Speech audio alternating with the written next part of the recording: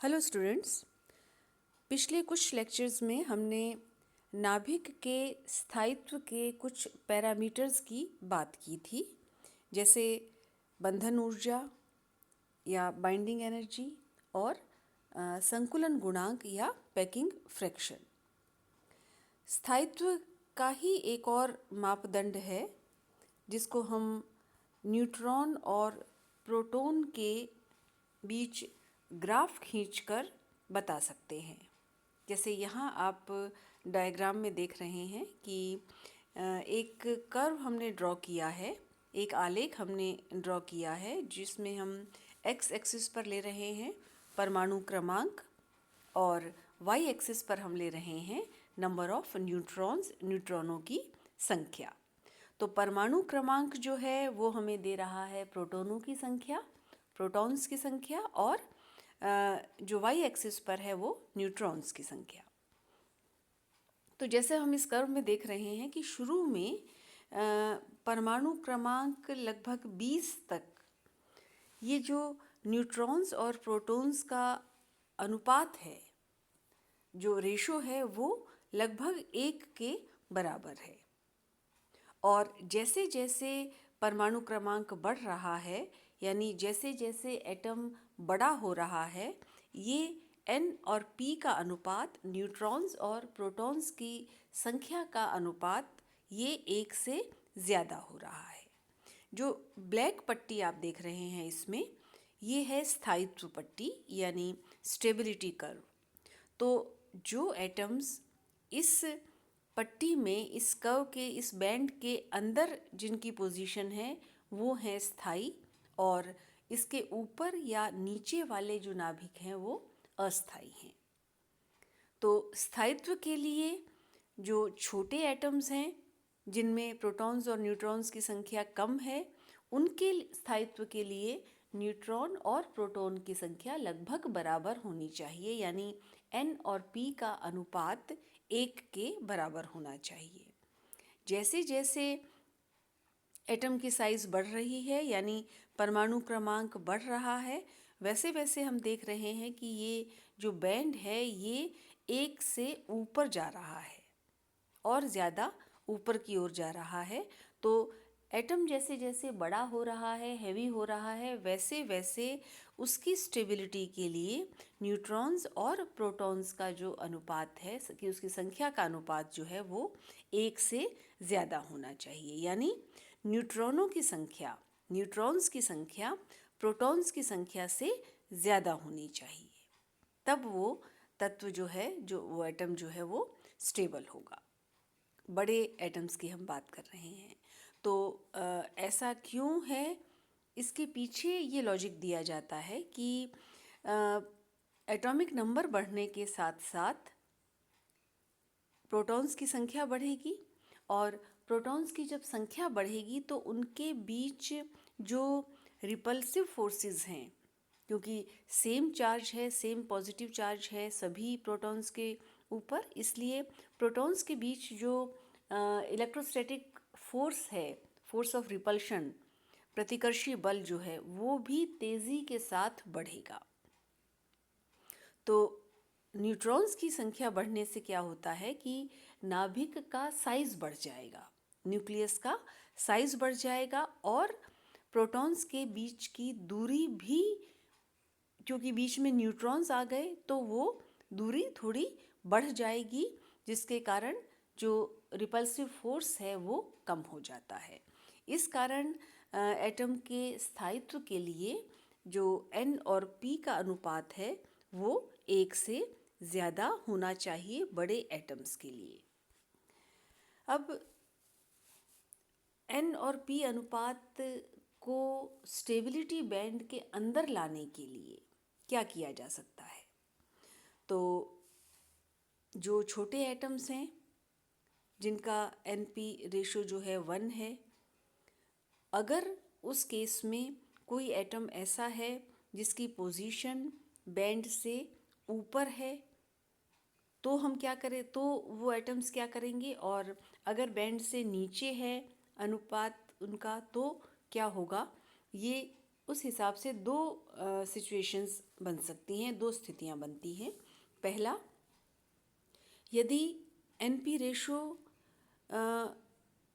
जो है वो बैंड से ऊपर वाला है, यानी एनपी रेशो ज़्यादा है, तो इसका मतलब न्यूट्रॉन्स का नंबर प्रोटॉन्स से ज़्यादा है। तो प्रोटॉनों की अपेक्षा न्यूट्रॉन्स ज़्यादा हैं। तो ऐसे तत्वों को, ऐसे एटम्स को, ऐसे नाभिकों को स्टेबिलिटी के लिए ये अनुपात कम करना पड़ेगा, ये रेशो कम करना पड़ेगा। अब ये रेशो कम कैसे होगा? अगर वो नाभिक एक बीटा पार्टिकल एमिट करे, बीटा कण का उत्सर्जन करे, तो बीटा कण के उत्सर्जन में क्या होता है कि एक न्यूट्रॉन प्रोटॉन में कन्वर्ट हो जाता है। तो न्यूट्रॉन की संख्या कम हो गई और प्रोटॉन की संख्या बढ़ गई, तो इसके कारण एनपी रेशो जो है वो कम हो जाएगा। तो इसके हम एग्जाम्पल के तौर पर देख सकते हैं C14, जिसका एटॉमिक नंबर है 6 और मास नंबर है 14, कार्बन का आइसोटोप है। ये एक और इस C14 में जो एनपी रेशो है वो होगा, नंबर ऑफ न्यूट्रॉन्स कितने हैं इसमें? 14 माइनस 6, 8, और प्रोटॉन्स हैं इसमें 6। तो एनपी रेशो जो हो जाएगा वो होगा 8/6, यानी 1.33। जब यह कार्बन C14 एक बीटा कण उत्सर्जित करता है तो ये परिवर्तित हो जाता है नाइट्रोजन में, जिसका एटॉमिक नंबर है 7 और मास नंबर है 14। अब यहाँ न्यूट्रॉन की संख्या है 14 माइनस 7 यानी 7, प्रोटॉन्स की संख्या भी है 7, तो यहाँ एनपी रेशो हो जाएगा 7/7 यानी 1। तो इस तरह से एक बीटा कण के उत्सर्जन से एनपी अनुपात 1.33 से कम होकर 1.0 हो गया। तो कहने का मतलब ये कि बीटा कण के उत्सर्जन से एनपी रेशो कम होता है। तो वे एटम्स, वे नाभिक जिनकी पोजीशन स्थायित्व पट्टी से स्टेबिलिटी बैंड से ऊपर है, एनपी रेशो ज़्यादा है, वे बीटा कण का उत्सर्जन करके अपनी पोजीशन इस बैंड में ला सकते हैं, यानी स्टेबलाइज हो सकते हैं। दूसरा केस वो जहाँ पर एनपी रेशो कम है स्टेबिलिटी बैंड के अनुपात से, यानी उनकी ऐसे नाभिक जिनकी पोजीशन स्थायित्व पट्टी से नीचे है। तो इसका मतलब उस नाभिक में प्रोटॉन्स ज़्यादा हैं न्यूट्रॉन्स की कंपैरिजन में, यानी स्थायित्व के लिए जो अनुपात होना चाहिए उससे ये अनुपात N और P का कम है। तो इस तरह के नाभिकों की कोशिश ये रहती है कि वो अपना N और P का अनुपात बढ़ाएं ताकि वो स्टेबिलिटी बैंड के अंदर उनकी पोजीशन आ सके। तो अनुपात को बढ़ाने के लिए एक तरीका ये है कि वे अल्फ़ा कण का उत्सर्जन करें, अल्फ़ा पार्टिकल्स वो एमिट करें। जैसे एग्जाम्पल के तौर पर हम ये यूरेनियम का एग्जाम्पल लेते हैं, यूरेनियम 238, जिसका एटॉमिक नंबर है 92 और मास नंबर है 238। जब यूरेनियम 238 एक अल्फ़ा कण का उत्सर्जन करता है तो ये थोरियम में परिवर्तित हो जाता है। अब यूरेनियम में जो नंबर ऑफ़ न्यूट्रॉन्स हैं वो हैं 238 माइनस 92 यानी 146। तो एनपी रेशो हो जाएगा 146/92 यानी 1.58। जब अल्फ़ा कण का उत्सर्जन होता है तो ये कन्वर्ट हो जाता है थोरियम में, और यहाँ थोरियम 234 में नंबर ऑफ़ न्यूट्रॉन्स हैं 234 माइनस 90 यानी 144, और जो प्रोटॉन्स हैं वो हैं 90। तो यहाँ एनपी रेशो हो जाएगा 144/90 यानी 1.60। तो इस तरह से आप देखेंगे कि अल्फ़ा कण के उत्सर्जन के बाद जो एनपी रेशो है वो 1.58 से बढ़कर 1.60 हो जाता है। तो ऐसे नाभिक जिनका न्यूट्रॉन्स और प्रोटॉन्स का अनुपात इस बैंड से, इस स्टेबिलिटी बैंड के नीचे है यानी कम है, तो ऐसे नाभिक अल्फा कण का उत्सर्जन करते हैं स्टेबलाइज होने के लिए।